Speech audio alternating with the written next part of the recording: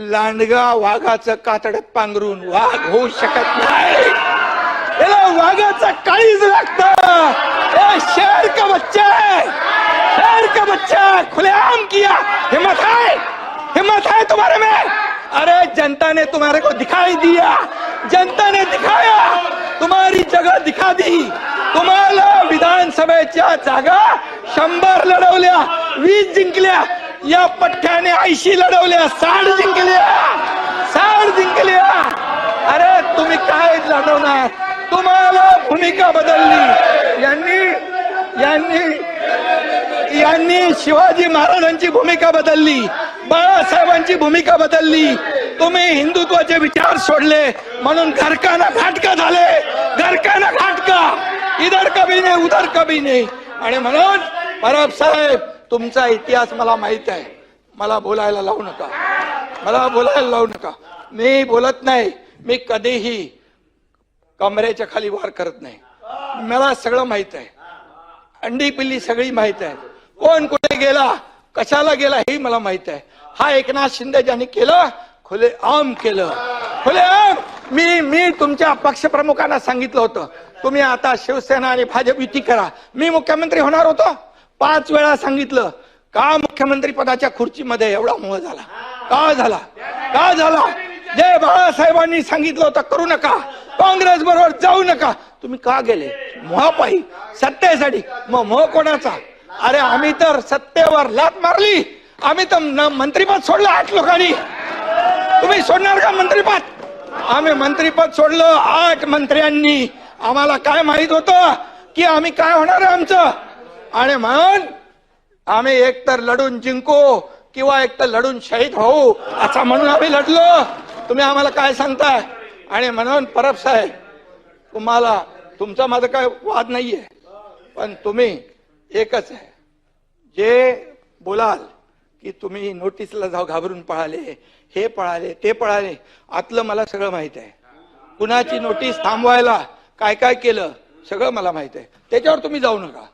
तुम्ही फक्त बघा,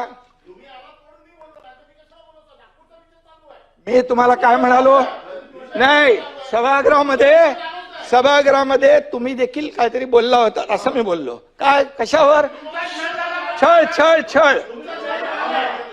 छळ झाला, तुम्ही इथं बोलले होते ना, संभाजीराजे, मी काँग्रेस प्रदेशाध्यक्ष आणि देवेंद्र फडणवीसांच्या बद्दल बोललो की त्यांनी म्हणाले की औरंगजेबासारखा क्रूर प्रशासक मुख्यमंत्री आहेत। मी त्याच्यावर सुरू केलं, ते म्हणजे मी बोललो, त्यांचे काय डोळे काढले, त्यांची काय जीभ छाटली, त्यांची काय नख उपटली, त्यांची काय कातडी सोडली? काय केलं देवेंद्र फडणवीसांनी, मुख्यमंत्र्यांनी काय केलं? सोलायला पाहिजे होती। अंबादास आणि खऱ्या अर्थाने सभापती महोदय, तो जेव्हा आला त्यावेळेस हिंदू देवतांची मंदिरं तोडून टाकली, कुणी त्याला म्हणालं खाली कुशल प्रशासक होय। छत्रपती शिवाजी महाराजांची आणि त्याची बरोबरी केली होती। त्यावेळेस खालच्या सभागृहातल्या अबू आझमीला मी बरोबर त्याला उत्तर दिलं। दुसऱ्यांदा त्यांनी शंभूराज आणि संभाजीराजे आणि छत्रपती आपले औरंगजेब याची बरोबरी केली, म्हणाला कुशल प्रशासक आहे, चांगला प्रशासक आहे, त्यांनी हे केलं ते केलं। अरे असं बोलताना लाज तरी वाटली पाहिजे। हा खऱ्या अर्थाने हा आपल्या स्वराज्यावर चाल करून आलेला, स्वराज्याचा घास घ्यायला आलेला हा औरंग्या, हा मंदिरं तोडली, त्यांनी आया अब्रूंची लखतर हे केली, आया बहिणींची अब्रू लुटली। संभाजीराजे सापडत नव्हते, त्यानं निष्पाप लोकांचे बळी घेतले, रक्ताचे पाट वाहिले, आणि अशा या औरंग्याचं उदात्तीकरण करणं काय? आणि म्हणून या ठिकाणी याचं उदात्तीकरण थांबावं। जे लोक आज मागणी करतायत, जे लोक मागणी करतायत, मग ते विश्व हिंदू परिषद असेल, कोणी असतील, यांची मागणी चुकीची आहे का? बिलकुल नाही। आणि म्हणून आतापर्यंतच्या इतिहासामध्ये अनेक देशांनी जे आक्रमणकारी होते त्यांच्या खुणा पुसून टाकल्या, आणि ज्यांनी शौर्य गाजवलं त्यांच्या खुणा ज्या आहेत या तिथून ऊर्जा आणि प्रेरणा घेण्यासाठी ठेवल्या।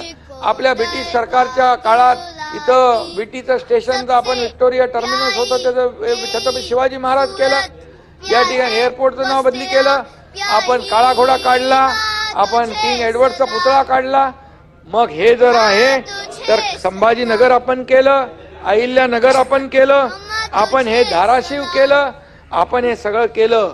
आणि मग मला एक सांगा, खऱ्या अर्थाने या ठिकाणी जेव्हा ज्यांनी शंभू राजांचा अनन्वित छळ केला, ज्यांनी त्यांची नखं कापली, खेचली, त्यांनी त्यांची चामडी सोलली, त्याच्यावर उकळतं तेल टाकलं, ती मीठ चोळलं, डोळे लाल लाल शिगांनी ज्या त्यांनी फोडले, जीभ कापली, अशा शंभूराजांचा अपमान अत्याचार करून धर्म बदलत नाही म्हणून बलिदान त्यांनी दिलं आणि त्यांचे तुकडे तुकडे केले. आणि असं केल्यानंतर काही लोक म्हणतात, काही लोकांनी ते काय काँग्रेसचे प्रदेशाध्यक्ष त्यांनी देवेंद्र फडणवीस आणि औरंगजेबाची तुलना केली, म्हणाले क्रूर प्रशासक काय. अरे कुठला क्रूरपणा त्यांना दिसला त्यांच्यामधला?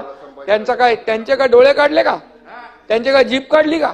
त्यांचे काय कातडी सोडली का? त्यांचे काय नख कापले? काय केलं? अरे काय बोलायचं, कोणाची तुलना कोणी करायची? आणि म्हणून माझं सभापती महोदय एवढंच म्हणणं आहे की या ठिकाणी जे औरंग्याचं उदात्तीकरण करतात ते थांबलं पाहिजे. आणि ज्यांनी उदात्तीकरण खाली केलं त्यांना निलंबित करण्याचं काम केलंय सरकारने, त्यांच्यावर गुन्हा दाखल केलाय. आणि खऱ्या अर्थाने यामध्ये औरंगजेबाने तुमचा पण छळ झालाय का? आणि सभापती महोदय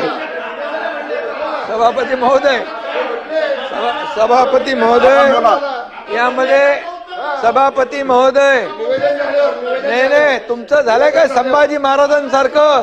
तुमचे काय नाही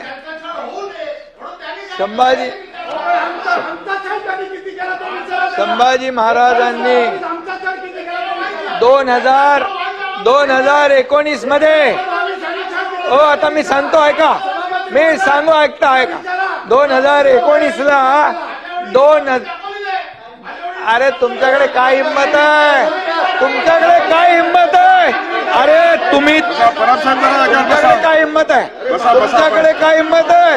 अरे खुर्चीसाठी मला बोलू द्या.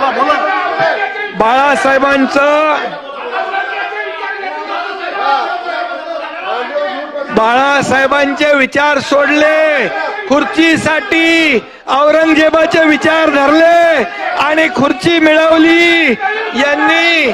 आणि म्हणून या सरकारमध्ये तुम्हाला या हिंदुत्वावर बोलण्याचा अधिकार नाहीये.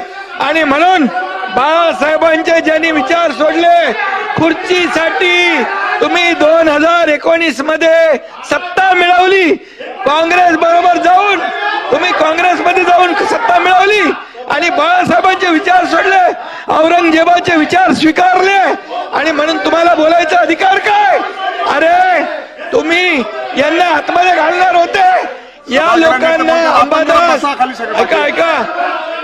ऐका अरे यांना मी सांगतो, अरे हे गेले होते तिकडे, हे गेले होते लोटांगण घालून आले आणि म्हणाले मला वाचवा आणि पुन्हा पलटी मारली. आणि म्हणून यांचे प्रमुख पण गेले आणि तिकडं म्हणाले आम्ही युती सरकार स्थापन करू, इकडं आल्यावर पलटी मारली. आणि या बीजेपीच्या देवेंद्र फडणवीस, गिरीश महाजन, प्रवीण दरेकर, आशिष शेलार या 4 लोकांना जेलमध्ये टाकणार होते. जेलमध्ये टाकून महाविकास आघाडी सरकारमध्ये भारतीय जनता पक्षाचे आमदार घेणार होते. त्यावेळेस मी यांचं नाव मोडलं, यांचा टांगा पलटी करून टाकला, यांचा टांगा पलटी केला आणि महायुतीचं सरकार आणलं. महायुतीचं सरकार बसा खाली बसा जरा. बसा. औरंगजेबी विचार तुम्ही सोडा. औरंगजेबीचे कुठे बसा, मंत्री महोदय खाली बसा. अरे तुम्हाला नोटीस आली, खाली बसा. तुम्हाला नोटीस आल्यानंतर तुम्ही गेले. जागेवर बसा. हे एक मिनिट तुम्ही बसा खाली. बसा ना जरा. आपण का उभे आहेत, आपण का उभे आहेत, बसा ना जरा. आपण हेमंत पाटील जरा खाली बसा. बसा. गिरीश महाजन आपण खाली बसा. खाली बसा. हेमंत पाटील खाली बसा. अरे आपण बसा जरा. सगळे खाली बसला. ऐकतात. उपमुख्यमंत्री सरकारची भूमिका 289च्या अनुषंगाने आपल्याला देत आहेत. मला वाटतं की त्यांचं बोलणं कंप्लीट झाल्याच्या नंतर आपण पुढे जाऊया. परंतु शासनाची भूमिका आपल्या 289च्या अनुषंगाने जर बोलले असतील तर आपलं नाव घेतलं नाही. आपण कोणत्या मुद्दे बोलणार? अरे सत्तेसाठी हे लाचार झाले. सत्ता मिळावी म्हणून तुम्ही बाळासाहेबांनी ज्या काँग्रेसला लांब ठेवलं त्या काँग्रेस बरोबर बसले. औरंगजेबी विचार तुम्ही घेतले, बाळासाहेबांचे विचार सोडले, शिवाजी महाराजांचे विचार सोडले. अरे तुम्ही काय शंभूराज. आणि म्हणून तुम्हाला सांगतो, आणि या एकनाथ शिंदेने धाडस केलं. शिवसेना वाचवली, धनुष्यबाण वाचवला म्हणून 80 पैकी 60 जागा आल्या. तुम्ही 100 लढवल्या, 20 जागा आल्या तुमच्या, बरोबर. आणि म्हणून तुम्हाला जनतेने धडा शिकवलेला आहे. जनतेने धडा तुम्हाला शिकवलाय. जनतेने तुमची जागा दाखवली आहे. आपण बसा.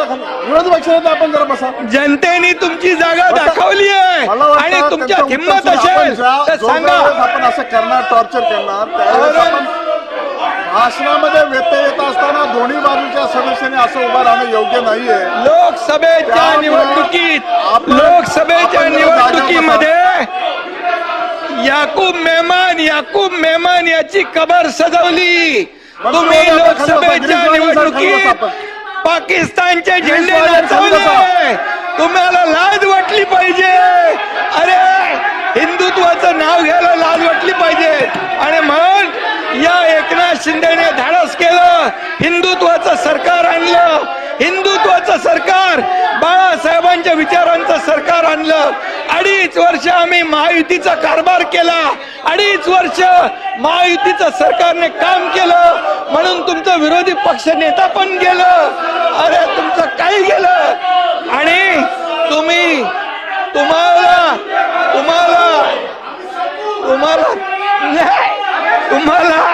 तुम्हाला जेव्हा अरे एक अंदर की बात है. सभापती महोदय, मला एक गोष्ट बोलायला सांगा.